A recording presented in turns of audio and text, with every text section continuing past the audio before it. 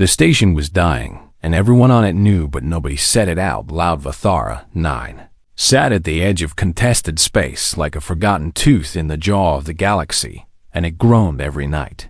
When the heating systems failed on the lower decks, the walls swayed cold metal, and the lights flickered like they were tired of trying. Sergeant Ethan Mercer arrived on a Thursday, or what passed for a Thursday out here, where time was just a number on a screen. He carried one bag and spoke 4 words to the dock officer, logistics officer reporting in. That was it. No smile, no handshake, no attempt to make friends. He walked through the corridors like a man who had already memorized the blueprints, and maybe he had. The station housed 46 souls from 9 different species, and not one of them wanted to be there. A recent skirmish in the nearby system had turned Vathara 9 from a quiet relay post into a nervous watchtower. Supplies were thin, rations were tasteless, everyone was one bad day away from breaking, but Mercer did not care about any of that. Not yet.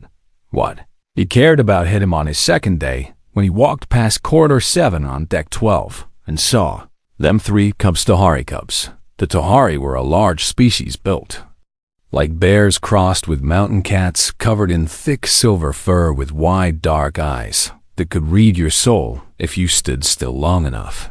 The adults were strong and proud and silent in a way that made other species nervous, but the cubs were something else entirely. They were soft and round, and their ears moved with every emotion like little satellite dishes, searching for safety. The eldest was Sonic, and he sat against the wall with his arms around his knees, watching everything and trusting nothing. The middle one was Pila, and she paced back and forth, sniffing the air as if looking for something that was not there. And the youngest was Tok Tok, sat perfectly still. He did not move, he did not blink, he did not make a sound.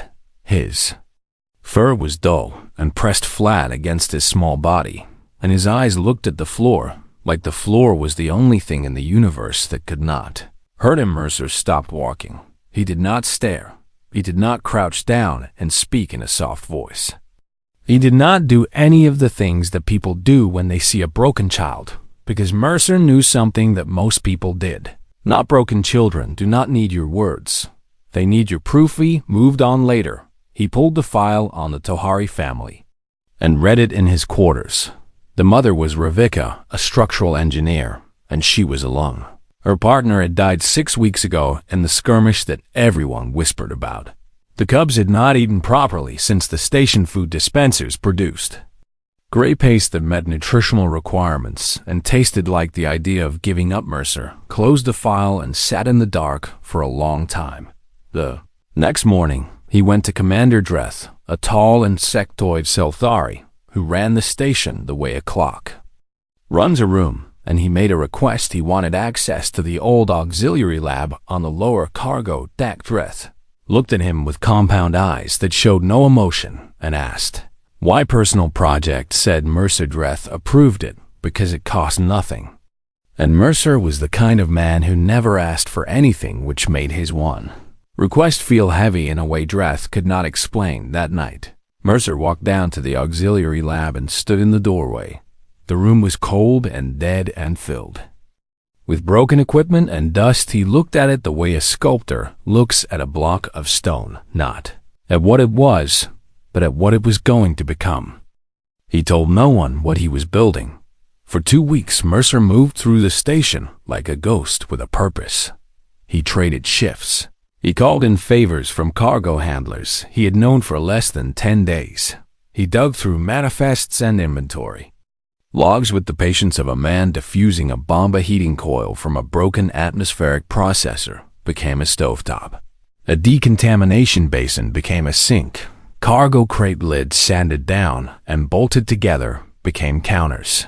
He built a ventilation hood from duct plating and wired it into the station exhaust so the smoke would travel upward through the system. He was building a kitchen in a place where no kitchen had any right to exist, but cooking was only half the problem. The other half was knowing what to cook. Mercer spent his off hours buried in the xenobiology archive, reading everything the station had on. Tohari physiology and culture. He learned that their taste receptors were 4 times more sensitive than a human's. He learned that Tohari cubs who were grieving often stopped eating entirely, and that this was not stubbornness. It was biological. Their bodies shut down the hunger response when the pack bond was damaged, as if the body itself was asking, what is the point of surviving if the pack is gone? He learned about something called Reketshoa soul-cooked millet. Was a Tohari tradition older than their space age. A meal prepared slowly and with visible care by someone the cubs could sense meant no harm. Just good food. Not just warm food, but food made with an emotional signature that the cubs could literally feel through their mild empathic abolitionists. Starry cubs could not read thoughts, but they could read intent. They could sense whether a meal was made from obligation or pity or genuine selfless care, and if the intent was wrong, the food would taste like ash. To them, no matter how perfect the recipe, Mercer sat back in his chair and stared at the ceiling. He could not fake this. He had to mean it, and meaning it meant opening a door inside himself that he had kept locked for 30 years on his colony world when he was 11 years old. The supply lines had been cut for 11 days. People starved. Some died. A woman who lived 4 shelters down, a woman whose name he never learned, had cooked the last of her food and brought it to him without a word. She did not smile. She did not say it would be okay. She just put the bowl down and walked away. She died 3 days later when the fever took her. Mercer never forgot her hands. The way they moved, steady and sure, even when everything else was falling apart. Meanwhile, on Deck 12, Ravika was losing her Wardak, had not eaten in 4 days. His small body was beginning to shut down. She could see it in the way his fur had gone from dull to brittle, and the way his breathing had slowed. She wanted to scream. She wanted to beg someone, anyone, to help. But Tohari mothers did not show fear in front of their cubs, because fear in a mother amplifies through the pack bond like a scream in a cave, and her cubs would feel it and break faster. So she held herself together with nothing but willpower and the memory of a mate who would have known exactly what to don't. Then Mercer found it buried in a mislabeled cargo pod. Under 3 crates of machine parts was a sealed container of dried grain and herbs from a Tohari colony world. It had been sitting there for months, forgotten by everyone. He held a handful of the grain and closed his eyes. Knew exactly what he was going to make. He knew exactly who it was for. He did not play music. He did not hum. He did not talk to himself the way lonely people sometimes do when they cook. Ethan. Mercer worked in silence. The kitchen was warm, now the first truly warm room on the lower decks, and the heat came not just from the stovetop, but from the hours he had poured into this place. Every bolt, he had tightened every surface. He had cleaned every wire. He had connected, had been done with the same quiet focus that a priest gives to prayer. He roasted the Tohari grain, low and slow, turning it by hand in a shallow pan he had shaped from hull plating. The grain crackled and popped and released a scent that was somewhere between toasted bread and forest rain. He cracked dried seed pods one at a time, pressing them between his thumb and a flat stone because he did not have a grinder, and the slow method released more of the oil inside. He had traded 2 weeks of his own dessert rations to a passing freighter crew for a small sealed container of Tohari bone stock. The real thing, not synthetic. When he opened it, the smell hit him like a memory that did not belong to him, but he held it. Anyway, he poured water into the basin pot and set the stock to simmer. He added the grain. He added the cracked seed pods. He added dried root shavings that he had found in the same forgotten cargo pod, and a single measure of salted fat that he had rendered from a protein block. Using a method so old, it did not exist in any database. The dish was called Takarinit. Was a Tohari morning stew, traditionally made by the eldest member of a pack for cubs who had lost someone. It was not his dish to make. He was not Tohari. He was not elder. He was not pack. He had no right to stand in this kitchen and make this food. For children who did not know his name, he made it anyway because the woman on his colony world had no right either. She was not his mother. She was not his family. She was a stranger who saw a starving boy and decided that the rules of who owes what to whom did not matter as much as a warm bowl. His hands moved the way her hands had moved, steady and unhurried and full of something that had no name, but that every living creature in the galaxy could feel if they were close enough. The stew simmered. For 3 hours, he did not leave the room. He did not check his communicator. He did not sit down. He stood and stirred and watched and adjusted the heat and breathed with the rhythm of the bubbling pot as if he and the food were one system working toward a single purpose. And then the scent found the ventilation system. It climbed through the ducts and the shafts and the cracks in the old metal walls, and it spread through the station the way warmth spreads through a body that has been cold. For too long on Deck 9, a Dranaki officer paused mid-sentence and sniffed the air and said nothing. On Deck 7, Commander Dreth tilted his head and noted an anomaly in the atmospheric readings and filed it as non-critical. On Deck 12, in a small dark room where 3 cubs lay curled around their mother, Pila lifted her head.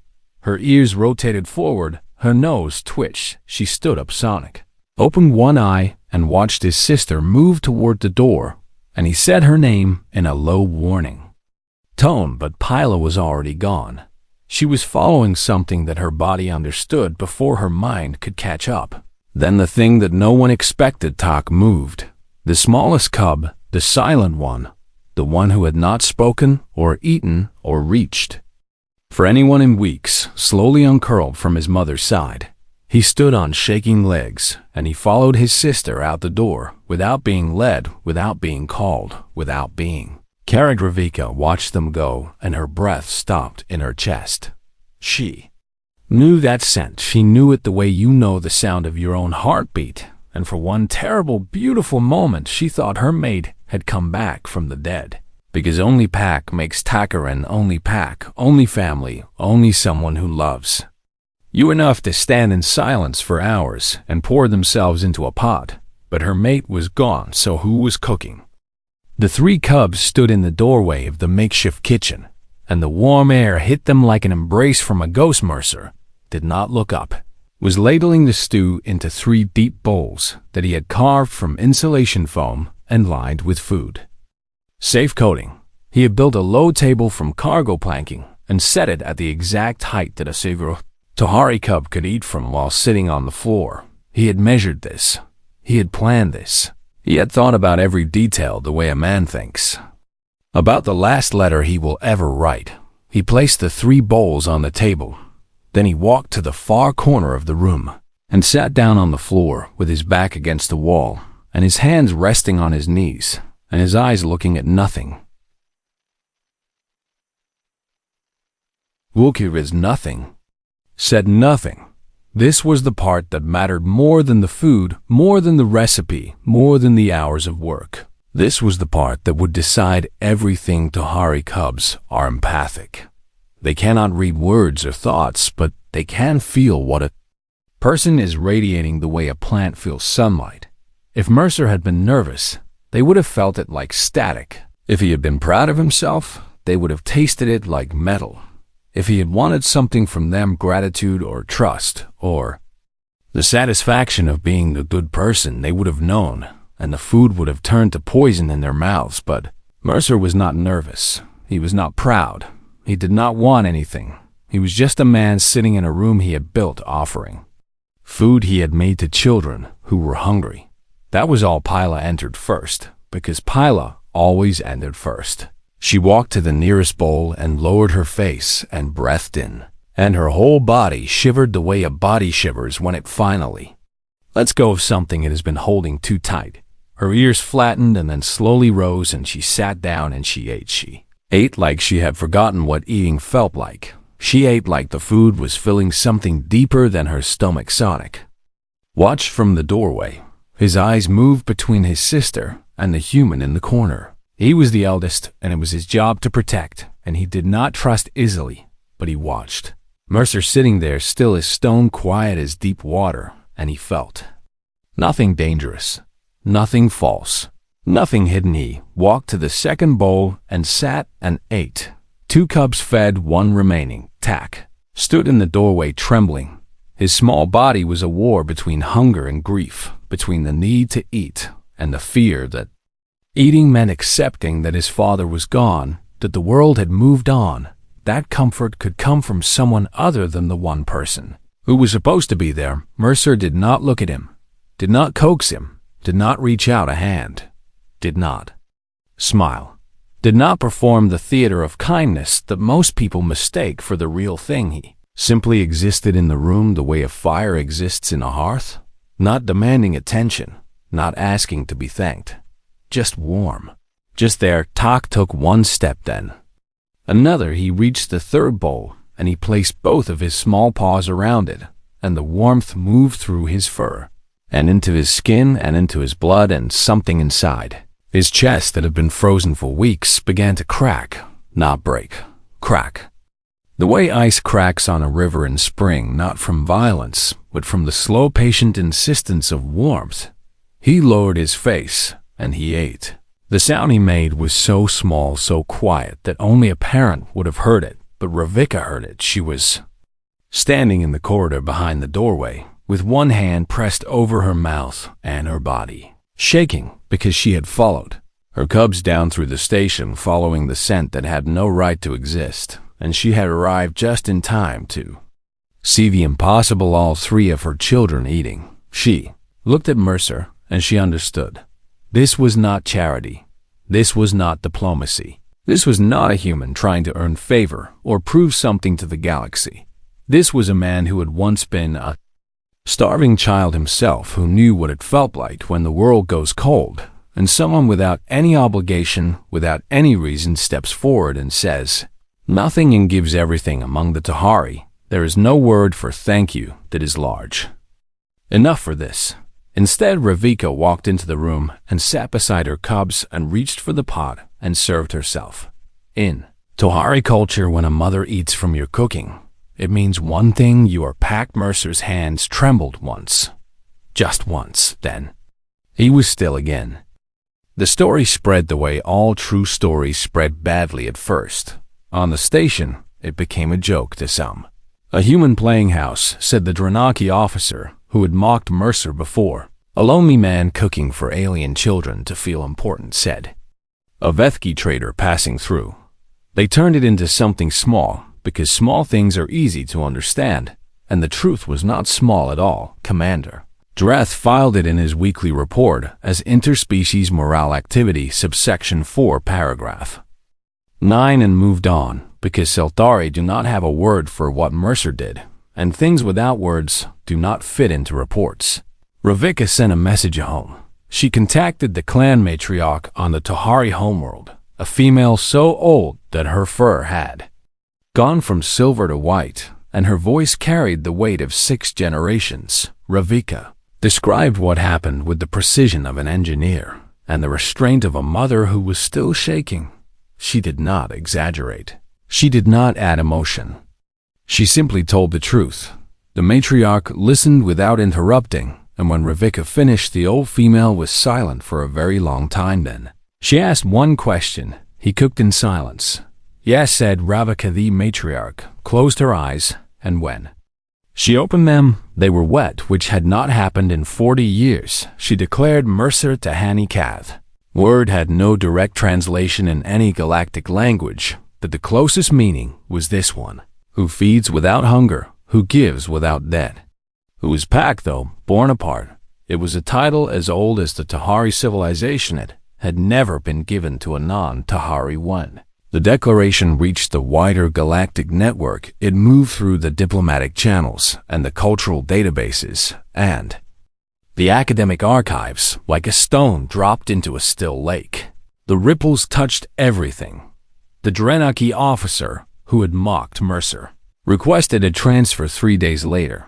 He told his commander it was for personal reasons, but the truth was simpler. He was ashamed in a way he could not name, because he had watched a human do something that his entire species considered impossible, and he had laughed at it, Commander. Dreth did something unprecedented for a Selthari. He added a personal footnote to his report. It read, "Recommend further study of human behavior under non-combat conditions." It was the Selthari equivalent of screaming at Tohari. Cultural historian published a paper that was read by 9 billion beings across the galaxy. The paper asked a question that no one had thought to ask before. What if humanity is not dangerous because of what they can destroy? What if they are dangerous because of what they can heal? Mercer did not read the paper. He did not know about the title. He did not care. Every evening, he went to his kitchen and he cooked, and the cubs, Campilla, came first. Always running, always hungry, always dragging. Sonic behind her. Sonic came second, walking slowly, pretending he was only there to watch his sister, but always finishing 2 bowls. And Talk came last, walking on his own, standing in the doorway for a moment before entering like a small ritual he had invented for himself. One evening, 3 weeks after the first meal, Talk finished his bowl and looked up at Mercer. Mercer was sitting in his corner the way he always did, quiet and still and expecting nothing. Talk opened his mouth and spoke. His voice was small and rough from weeks of silence, and his pronunciation was broken because he was speaking universal standard and not Tohari, and the words came out slow and unsteady like the first steps of something newborn. More, please. Mercer did not cry. He was not the kind of man who cried in front of others, but something moved behind his eyes, something deep and old and tired that had been waiting a very long time to hear a child ask for more. He stood up and walked to the pot and filled the bowl again and set it down in front of Talk, and the smallest cub ate, and Mercer returned to his corner. And the galaxy continued to spin. Years later, a galactic anthropologist writing the definitive study on human integration into multi-species communities would dedicate an entire chapter to what happened on Vethra 9. She would interview Ravika, who by then had become a senior engineer on a Tohari flagship. She would interview Sonic, who had joined the diplomatic corps, and Pila, who had become a xenobiologist, and Tak, who had become a poet. She would try to interview Mercer, but he had declined because he said there was nothing to talk about. The anthropologist would write that humans were perhaps the only species in the known galaxy capable of performing acts of profound and irrational emotional labor for beings they had no biological or social obligation to care for, and doing so in silence, without recognition, without expectation, and without even the hope of being understood. The chapter would end with a line that was quoted in universities and parliaments and warships for 100 years after the galaxy had always feared what humans could do with weapons. It was only now beginning to understand what they could do with a warm bowl and an open door. But the truest version of the story was simpler than any paper or speech or title could capture.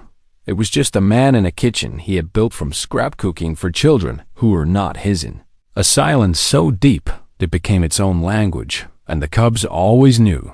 They always knew who it was for.